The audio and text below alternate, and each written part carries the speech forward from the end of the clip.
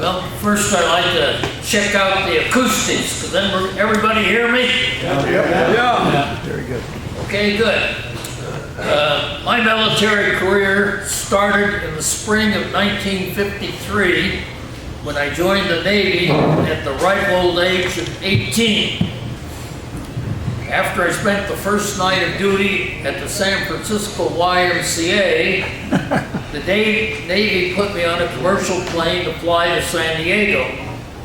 The Navy picked me up at the airport, and I started my 12 weeks of basic training, or boot camp as it was called.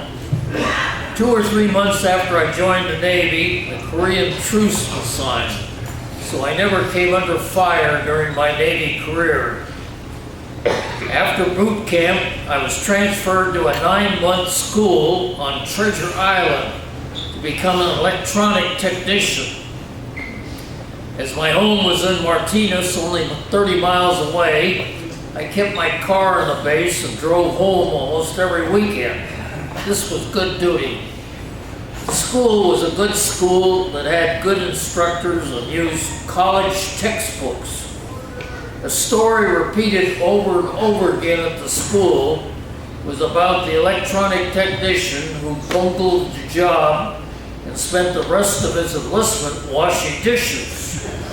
This story served to maintain your attention while in school and for the rest of your enlistment. Upon completing the school, I was transferred to Coronado Island for about a month, then transferred to a ship, an LST. LST stands for Landing Ship Tank. If you've seen pictures of the invasion of Omaha Beach, World War II, LSTs are the ship run up on the beach with their doors open and tanks coming out. My ship had one experienced electronic technician, Buzz, who I followed around all day long trying to learn as I could. This was particularly true when I learned Buzz's enlistment was about up. Then I learned the ship was scheduled to sail for Japan in a month after Buzz would be gone. I was going to be washing dishes for the rest of my career. But the Navy, in their wisdom, transferred an experienced technician to the ship before we sailed for Japan. After we arrived in Japan, I learned that the new technician's enlistment was about up, and he would be leaving shortly. When he left, I was the sole electronic technician aboard the ship, and this situation remained that way for the next 2 years, with the exception of a couple short periods when I had a trainee helper. The ship had lots of electronic equipment, about 40 radio receivers of different types, and similarly 20 radio transmitters. The ship had radar, teletype machines, Loran navigational equipment, and a photometer. While the truce ended the shooting in Korea, we still had large military forces there that needed to be supplied, as well as troops needed to be rotated. That's where my ship came in. In the following months, we sailed to Korea 6 times, but also moved supplies to different Japanese ports. One time we sailed to Okinawa to deliver supplies.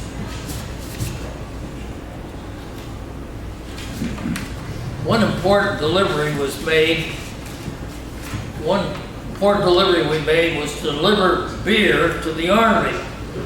Just how much beer is best described by giving the approximate dimensions of our tank deck, which would hold 3 large tanks. Imagine a space 200 feet long, 30 feet wide, and 20 feet high, totally filled with cases of Pabst Blue Ribbon beer. We made just such a delivery to Pohang-do, Korea.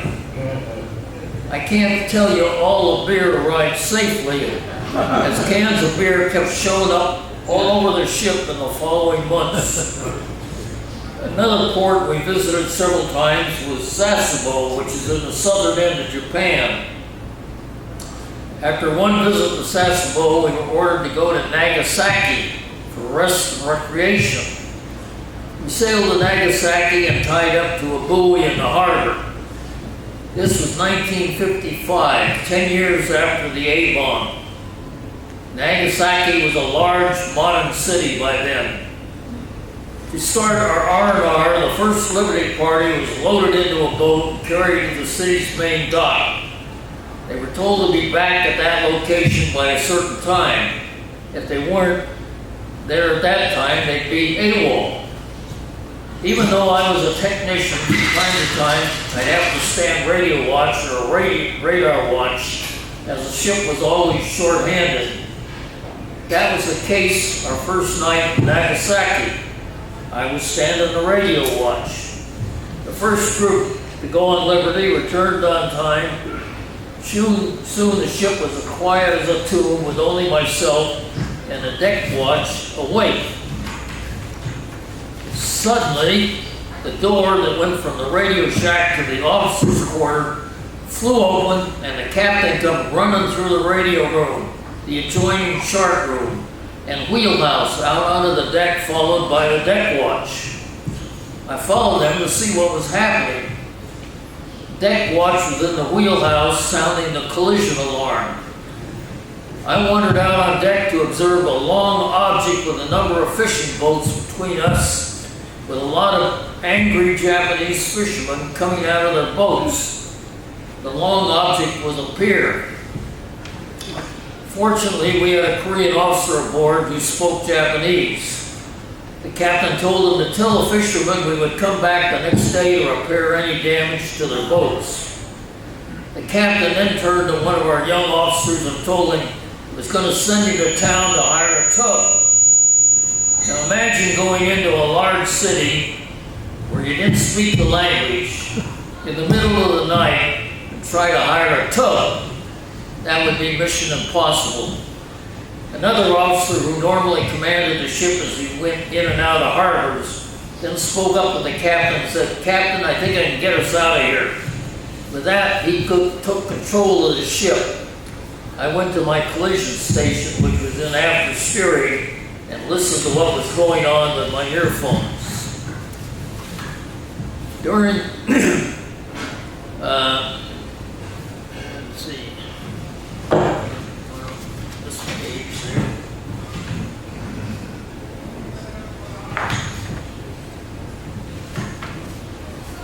The ship had been tied to the buoy by means of an anchor chain.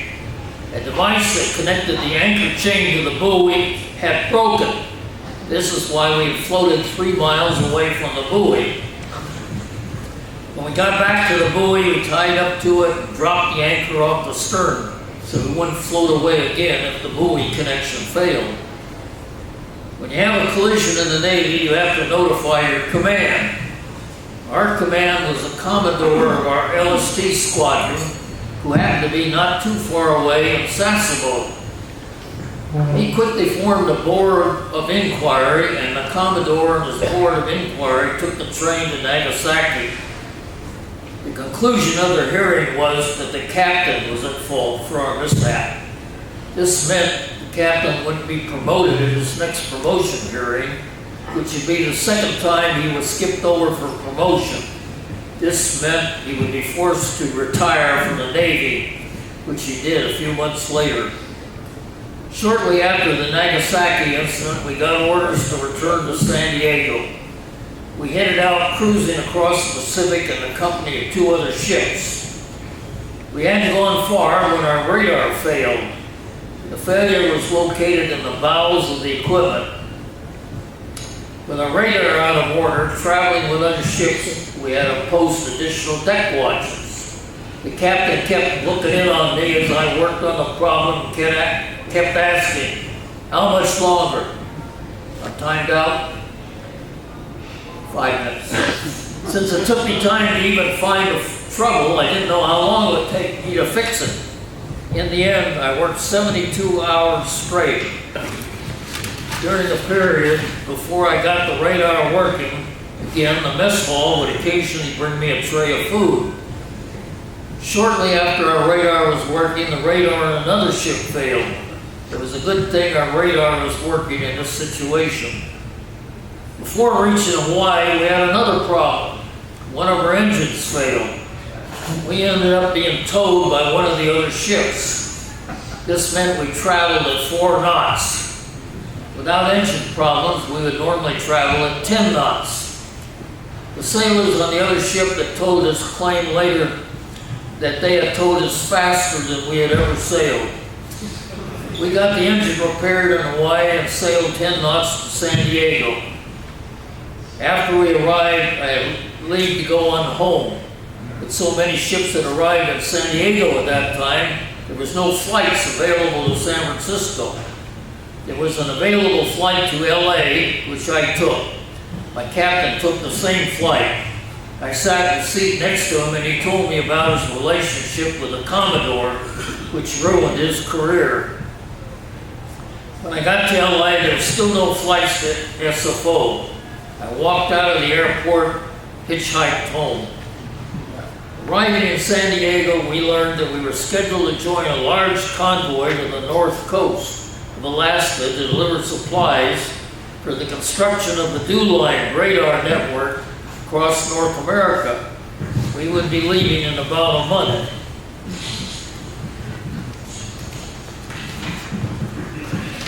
After sailing to Seattle for a few days, where we took on cargo, we left Seattle with a convoy of ships headed for the Arctic.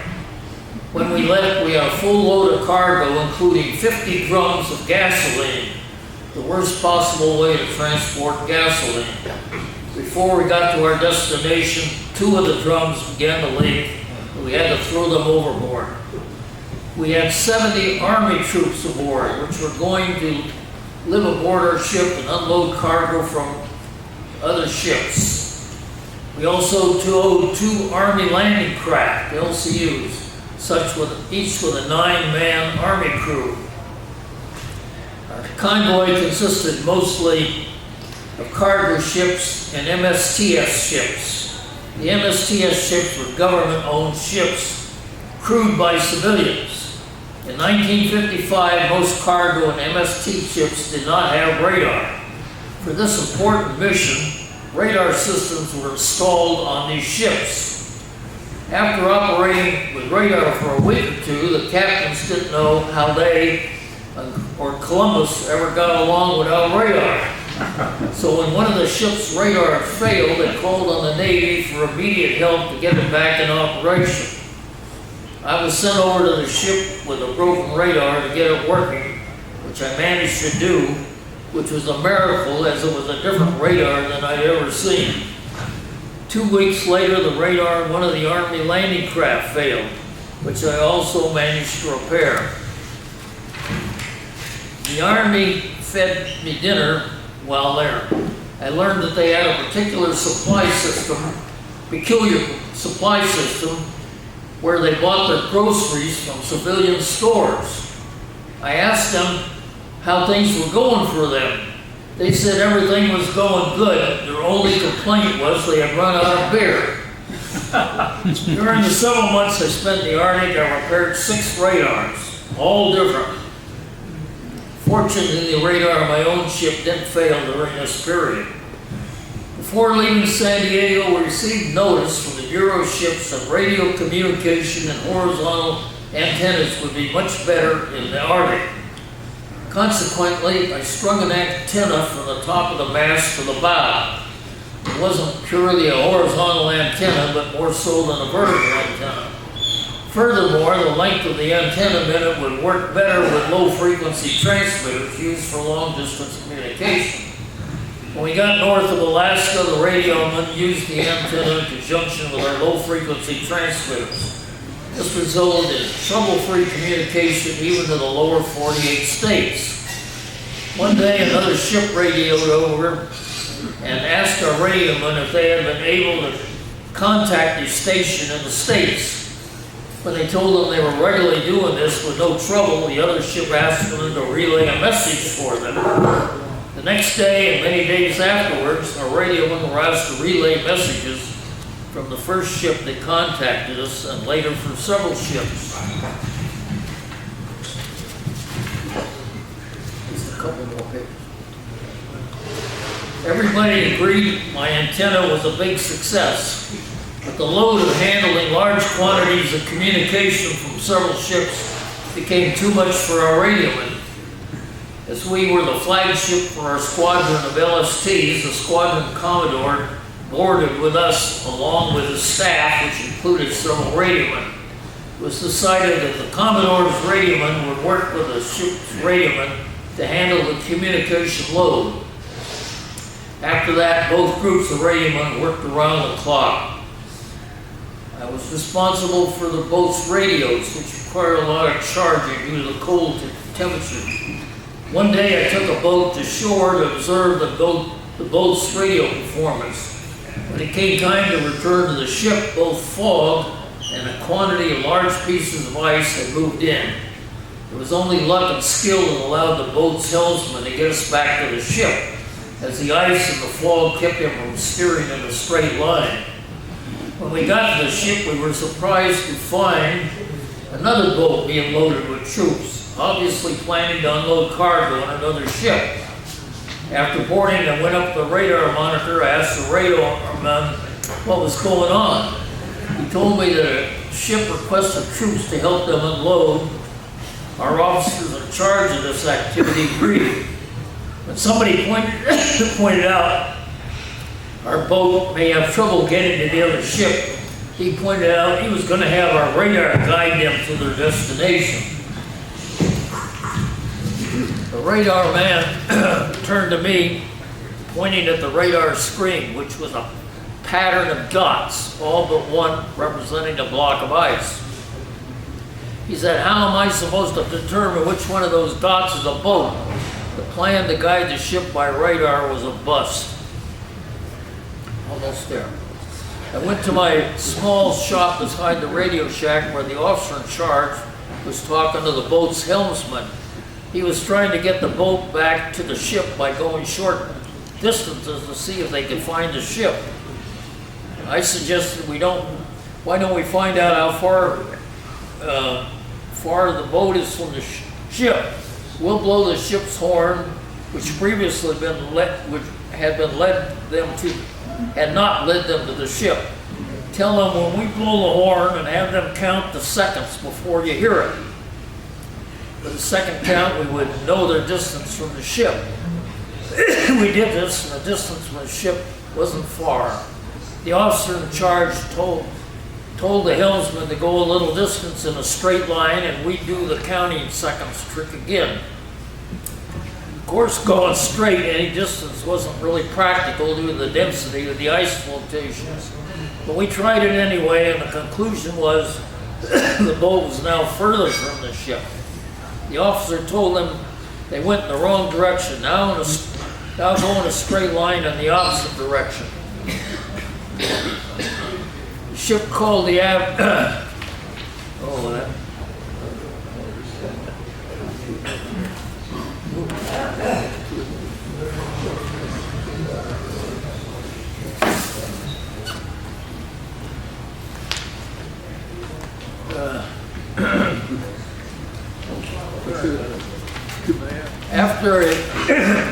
After a couple more trials and failures, we finally got positive results. The ship would run up on shore. The officer in charge told them to stay at that location. The fog was easing up, and we would soon be able to send a helicopter to lead them back to the ship. The helicopter would maintain a position between them and the ship, and they only had to keep moving towards the helicopter to get back to the ship.